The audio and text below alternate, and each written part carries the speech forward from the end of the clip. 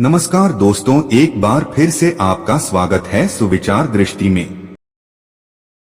दोस्तों, क्या आप भी आपके घर की सुख शांति, संतान की कमी और धन की कमी या कर्ज से परेशान है, या आपका भाग्य आपका साथ नहीं दे रहा है, या आपके पितृ आपसे नाराज है और आपको लगता है कि आपके पितरों की वजह से आपके घर की सुख शांति में रुकावट आ रही है और आपके कार्य नहीं बन रहे हैं? तो दोस्तों, करीब 500 वर्षों बाद और 2023 की सबसे बड़ी अमावस्या भाद्रपद अमावस्या के दिन दीपक से जुड़ा ये आसान और असरदार अचूक उपाय अगर आप कर लेते हैं तो आपकी सोई किस्मत चमक जाएगी और आपकी जिंदगी के हर रास्ते खुल जाएंगे और पितरों से जुड़ी जो भी समस्या है वो मात्र इस एक उपाय से हल हो जाएगी और आपको धनवान मालामाल होने से कोई नहीं रोक सकता और आपकी जो भी मनोकामना है वो भी पूरी हो जाएगी।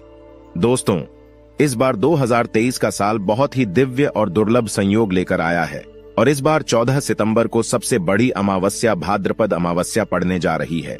और दोस्तों, इस दिन राजयोग काल सर्पदोष के साथ साथ धन लक्ष्मी योग भी बन रहा है, जिस वजह से इस अमावस्या का बहुत अधिक महत्व बढ़ गया है और इस दिन घर की इस दिशा में एक दीपक जला देने से आपकी सभी समस्याओं का अंत हो जाएगा। इसलिए दोस्तों, वीडियो को आखिर तक जरूर देखें और अगर आप भी अपने जीवन में महादेव की कृपा पाना चाहते हैं तो वीडियो को लाइक करके कमेंट में हर हर महादेव लिखना न भूलें। दोस्तों, सनातन धर्म में भाद्रपद अमावस्या का विशेष महत्व है। भादो मास की अमावस्या को कुशोत्पतिनी अमावस्या और कुशग्रहणी अमावस्या भी कहा जाता है। पंचांग के अनुसार भाद्रपद अमावस्या 14 सितंबर 2023 को सुबह 4:48 पर शुरू होगी और अगले दिन 15 सितंबर 2023 को सुबह 7:09 पर इसका समापन होगा। इस दिन स्नान दान करने का शुभ समय सुबह 4:43 से लेकर सुबह 5:19 तक रहेगा। दोस्तों, हिंदू धर्म में मान्यता है कि भाद्रपद अमावस्या के दौरान यमराज सभी आत्माओं को पृथ्वी लोक पर भेजते हैं। वे सभी आत्मा अपने परिवारजनों से अपने हेतु तर्पण श्राद्ध लेने के लिए धरती पर आते हैं। ऐसे में जो व्यक्ति अपने पितरों का श्रद्धा से श्राद्ध या तर्पण नहीं करते, उसके पितृ उनसे नाराज हो जाते हैं। इसलिए भाद्रपद अमावस्या के दौरान पितरों के निमित्त तर्पण और श्राद्ध जरूर करने चाहिए। पितृपक्ष में पितरों के लिए श्राद्ध करने से परिवार के सदस्यों की तरक्की का रास्ता खुल जाता है, साथ ही पितृदोष का भी निवारण होता है। मान्यता है कि पितृपक्ष में तर्पण, श्राद्ध और पिंडदान करने से पितृगण प्रसन्न होते हैं और अपने परिजनों को सुख और संपन्नता का आशीर्वाद देते हैं। दोस्तों, पितरों के निमित्त श्राद्ध और तर्पण पितरों की मृत्यु तिथि पर ही करना चाहिए, यानी कि जिस समय जिस व्यक्ति की मृत्यु होती है उस समय जो तिथि होती है, चाहे वो कृष्ण पक्ष हो या शुक्ल पक्ष पितृपक्ष के दौरान, उसी तिथि को उस व्यक्ति का श्राद्ध किया जाता है। जैसे कि अगर किसी व्यक्ति की मृत्यु तिथि शुक्ल पक्ष या कृष्ण पक्ष की चतुर्थी है तो पितृपक्ष की चतुर्थी पर उस व्यक्ति का श्राद्ध किया जाएगा। जिन पितरों की मृत्यु तिथि पता नहीं होती, उनका श्राद्ध सर्वपितु अमावस्या पर किया जाता है। हिंदू धर्म में मृत्यु के बाद श्राद्ध करना बेहद जरूरी माना जाता है। मान्यता है कि अगर अपने पूर्वजों का विधि पूर्वक श्राद्ध और तर्पण नहीं किया जाए तो उन्हें इस लोक से मुक्ति नहीं मिलती और वो भूत प्रेत के रूप में इस संसार में ही भटकते रहते हैं। इसलिए पितरों की मुक्ति के लिए श्राद्ध पक्ष का बेहद महत्व है। माना जाता है कि जिनके पितृ उनसे नाराज होते हैं उन्हें पितृदोष लगता है। पितृदोष को सबसे जटिल कुंडली दोषों में से एक माना जाता है। जिनके ऊपर पितृदोष लगा होता है उन्हें किसी भी क्षेत्र में सफलता नहीं मिलती, उन्हें जिंदगी भर दुख पीड़ा से गुजरना पड़ता है। दोस्तों, भाद्रपद अमावस्या पितरों को प्रसन्न करने के बहुत ही खास दिन होता है। इस दिन आप छोटे छोटे से कर्म करके, छोटे छोटे उपाय करके पितरों को प्रसन्न कर सकते हैं और उनका आशीर्वाद प्राप्त कर सकते हैं। माना जाता है कि जिन पर उनके पितरों का आशीर्वाद होता है उन्हें सभी देवी देवताओं का भी आशीर्वाद प्राप्त होता है। आज की इस वीडियो में हम आपको भाद्रपद अमावस्या में किया जाने वाला एक बहुत ही आसान और असरकारक उपाय बताने जा रहे हैं। इस उपाय को करने से पितृ तृप्त होते हैं, अपितु प्रसन्न होते हैं, पितरों का आशीर्वाद प्राप्त होता है और पितरों के आशीर्वाद से पितृदोष से मुक्ति मिलती है और बिगड़े काम बनने लगते हैं। जीवन में खुशहाली आती है और हर क्षेत्र में सफलता मिलती है। दोस्तों, इस उपाय को सही प्रकार से करने के लिए आप हमारे इस वीडियो को आखिर तक अवश्य देखें। तो दोस्तों, आइए जानते हैं इस उपाय के बारे में। दोस्तों, इस उपाय को करते समय पवित्रता का विशेष ध्यान रखें। अगर आपने स्नान कर लिया है तो रात्रि के समय आप अच्छी तरह से मुंह हाथ पैर धो लें। फिर स्वच्छ धुले वस्त्र धारण करके ही आप ये उपाय करें। उपाय करने के लिए आपको जरूरत होगी एक दीपक की दीपक कोई भी चलेगा, मिट्टी का, धातु का, आटे का कोई भी चलेगा। अगर आटे का दीपक ले रहे हैं तो शुद्ध जल मिलाकर बिना नमक के आटे का ही दीपक बनाएं। इस दीपक में रुई की बाती लगाए, शुद्ध घी डाले, घी ना हो तो आप सरसों का तेल भी ले सकते हैं, लेकिन दूसरे किसी तेल का प्रयोग ना करें। यह दीपक आपको सूर्यास्त के समय यानी रात्रि के समय ही जलाना है। शाम की पूजा हो जाने के बाद आप यह दीपक जला सकते हैं। इस दीपक को मंदिर के अंदर ना रखें। मंदिर के पास किसी साफ स्थान पर आप इस दीपक को रख सकते हैं, या फिर एक लकड़ी के पाटे पर आप इस दीपक को रख सकते हैं। दीपक रखने से पहले उसे आसन अवश्य दें, यानी दीपक के नीचे थोड़े से अक्षत यानी थोड़े से साबुत चावल रखें। फिर उसके ऊपर ही दीपक को रखें और जलाएं। दीपक जलाते समय ध्यान रखना है कि दीपक की बाती दक्षिण दिशा की तरफ होनी चाहिए। इस दीपक को अपने घर के दक्षिण कोने में किसी साफ स्थान पर भी जला सकते हैं। दोस्तों, दक्षिण दिशा पितरों की दिशा मानी जाती है। दक्षिण दिशा में ही पितृलोक है। माना जाता है कि पितृपक्ष में पितृलोक से दक्षिण दिशा से ही पितृ हमें आशीर्वाद देने धरती पर आ जाते हैं। इसलिए पितरों को प्रसन्न करने के लिए, उनका आशीर्वाद प्राप्त करने के लिए अमावस्या की रात को दक्षिण मुखी दीपक जलाया जाता है। इससे पितरों की आत्मा को शांति मिलती है। तो आम दिनों में केवल अमावस्या की रात्रि को दक्षिण मुखी दीप दान करना चाहिए, क्योंकि दीप जलाना शुभ अवसर पर एक अनिवार्य परंपरा माना जाता है। तो मान्यताओं के अनुसार दीपक की लौ सही दिशा में होनी चाहिए। कहा जाता है, श्रद्धा से पितरों के निमित्त किया हुआ दान ही श्राद्ध है। इसलिए अमावस्या की रात्रि को श्रद्धा पूर्वक दक्षिण मुखी दीप दान करने से पितरों का आशीर्वाद मिलता है। श्राद्ध करने का पुण्य फल प्राप्त होता है। यह खास दीपक जलाने के बाद आप वहीं पर आसन बिछाकर बैठ जाएं और दक्षिण दिशा की तरफ मुंह करके पितृदेव के इस मंत्र का 108 बार जाप करें। मंत्र है ओम पितरो देवताय नमः। इसके बाद भगवान विष्णु जी के महामंत्र ओम नमो भगवते वासुदेवाय, इसका भी एक माला जाप करें। दोस्तों, भगवान विष्णु जी को पितरों के देवता माना जाता है, इसीलिए पितरों को प्रसन्न करने के लिए भगवान विष्णु का पूजन अवश्य ही करना चाहिए। इस दिन गीता का पाठ करना, विष्णु सहस्त्र नाम का पाठ करना अत्यंत शुभ होता है।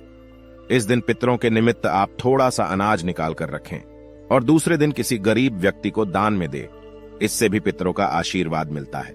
कहते हैं, ऐसा दान करने से पितरों की भूख प्यास मिट जाती है, पितृ तृप्त हो जाते हैं। श्रद्धा से दिया ऐसा दान श्राद्ध के समान ही माना जाता है, और श्राद्ध कर्म से बढ़कर मनुष्य के लिए कोई दूसरा कल्याण व्रत मार्ग नहीं है। इससे आयु बढ़ती है, सभी दुख नष्ट हो जाते हैं। न केवल पितृदोष से मुक्ति मिलती है, बल्कि उनकी कृपा से परिवार के सदस्य तरक्की करते हैं। पितृ सुख समृद्धि का आशीर्वाद देते हैं। पितृ भी देवता तुल्य माने गए हैं, इसलिए उनमें देवताओं की तरह आशीर्वाद देने की क्षमता होती है। तो पूजन मंत्र जाप के बाद भगवान श्री हरि विष्णु और मां लक्ष्मी को नमस्कार करें। उनसे अपने पितरों की आत्मा की शांति की प्रार्थना करें। इसके बाद आप अपने पितृदेव और कुल देवता का स्मरण करके उन्हें नमस्कार करें। अपने कष्टों के निवारण हेतु प्रार्थना करें, पितृदोष से मुक्ति की प्रार्थना करें और उनसे प्रार्थना करें कि वे आप पर और आपके परिवार पर अपना आशीष सदैव बनाए रखें। उपाय करने के बाद दूसरे दिन दीपक के नीचे जो चावल रखे हुए थे उन्हें पक्षियों को ढाल दें।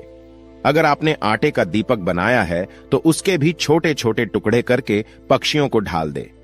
पितरों के निमित्त किए ऐसे धार्मिक कार्य या उपाय उन्हें संतुष्ट करके हमें उनका आशीर्वाद दिलाने में सहायक होते हैं।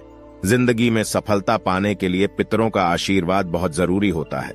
दोस्तों, इस उपाय के जरिए आप भगवान विष्णु और मां लक्ष्मी जी के साथ साथ पितरों की भी कृपा प्राप्त कर सकते हैं। इससे पितृदोष से मुक्ति मिलती है और जीवन में आ रही अनेक समस्याओं का अंत हो जाता है। वही दोस्तों, इस दिन कालसर्प योग, धनलक्ष्मी योग और भी कई सारे दिव्य और दुर्लभ महाशुभ संयोग बन रहे हैं। और इस दिन महादेव की कृपा कुछ विशेष राशियों पर पड़ने जा रही है। ये राशियां धन से मालामाल हो जाएंगी। तो आइए जान लेते हैं कि आखिर कौन कौन सी राशियां हैं जिनके ऊपर भगवान भोलेनाथ की कृपा बरस रही है। इस लिस्ट में दोस्तों सबसे पहला नाम आता है मेष राशि का। मेष राशि जात को बता दे कि अब भाद्रपद अमावास्या का दिन भगवान भोलेनाथ की अपार कृपा बरसेगी। व्यापार तेजी से चलेगा। व्यापार में अगर किसी प्रकार कोई रुकावट आ रही थी या फिर विघ्न बाधाएं आ रही थीं तो दूर होंगी। कारोबार का विस्तार करेंगे। महत्वपूर्ण अवसर प्राप्त होंगे। नए कार्यों की शुरुआत करेंगे। नौकरी लगने की संभावना बनी हुई है। बिजनेस व्यापार में रुका हुआ फंसा हुआ धन प्राप्त होगा। कार्य क्षेत्र में आपको फायदा देखने को मिलेगा। लंबे समय से पेंडिंग कामों को पूरा करेंगे और कुछ अधूरे कार्यों को भी पूरा करेंगे। साथ ही साथ बता दें कि इनकम बढ़ेगी। कार्य क्षेत्र में आपको अधिक से अधिक लाभ देखने को मिलेगा। लंबे समय से पेंडिंग कामों को पूरा करेंगे। व्यापारियों के लिए काफी खास समय रहेगा और कई महत्वपूर्ण क्षेत्रों से आपको आपकी जो आमदनी होगी वह तो बढ़ेगी, साथ ही महत्वपूर्ण सफलता की प्राप्ति होगी। अगली जो राशि आती है दोस्तों बता दें वो है यहां पर सिंह राशि। सिंह राशि जात को बता दे कि अब आपका व्यापार तेजी से चलेगा। महादेव की कृपा से रुका हुआ फंसा हुआ धन प्राप्त होगा। इनकम में वृद्धि होगी। कई बड़े प्रमुख कार्य बनेंगे। अधूरे कार्यों को पूरा करेंगे। मनचाही सफलता प्राप्त होगी। लंबे समय से पेंडिंग कामों को पूरा करेंगे।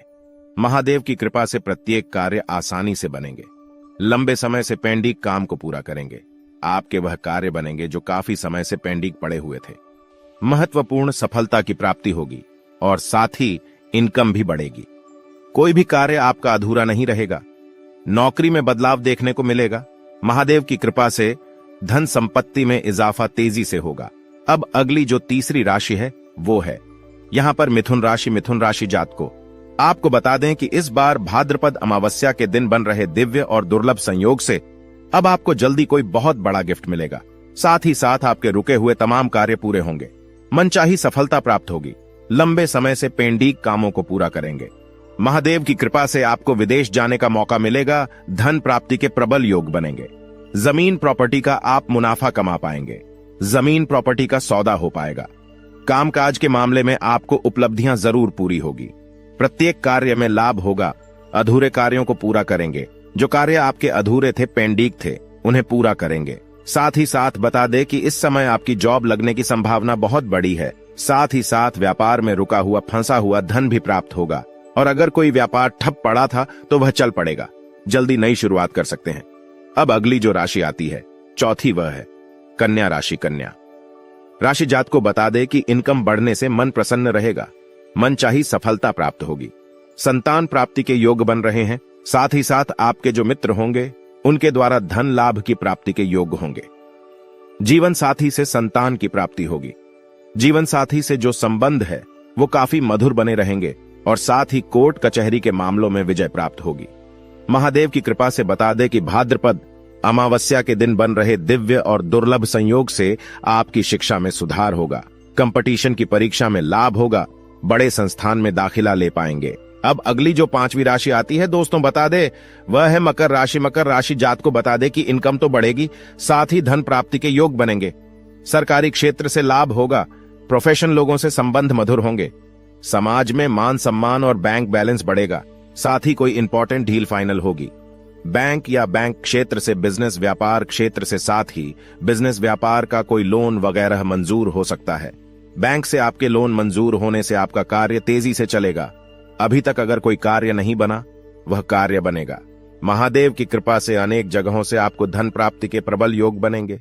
अब अगली जो छठवीं राशि आती है वो है यहां पर मीन राशि। मीन राशि जात को इस अमावस्या के दिन बन रहे दिव्य और दुर्लभ शुभ संयोग से आपका रुका हुआ फंसा हुआ धन प्राप्त होगा। साथ ही साथ लिखा पढ़ी का मामला सोलवे होगा और यात्रा से भी आपको लाभ होता हुआ नजर आएगा। विदेश जा सकते हैं। शिक्षा में बड़े संस्था में दाखिला ले पाएंगे और इस समय आपको आपके घर परिवार में बड़ी जिम्मेदारी मिलती नजर आएगी। माता पिता का सपोर्ट, भाई बहनों का सपोर्ट प्राप्त होगा। कई बड़े क्षेत्रों से लाभ होगा।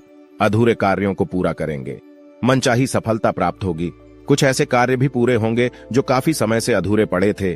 तो दोस्तों वीडियो को लाइक जरूर करें, कमेंट में लिखें हर हर महादेव, ओम नमः शिवाय और साथ ही इस चैनल पर यदि पहली बार आए हैं तो चैनल को सब्सक्राइब कर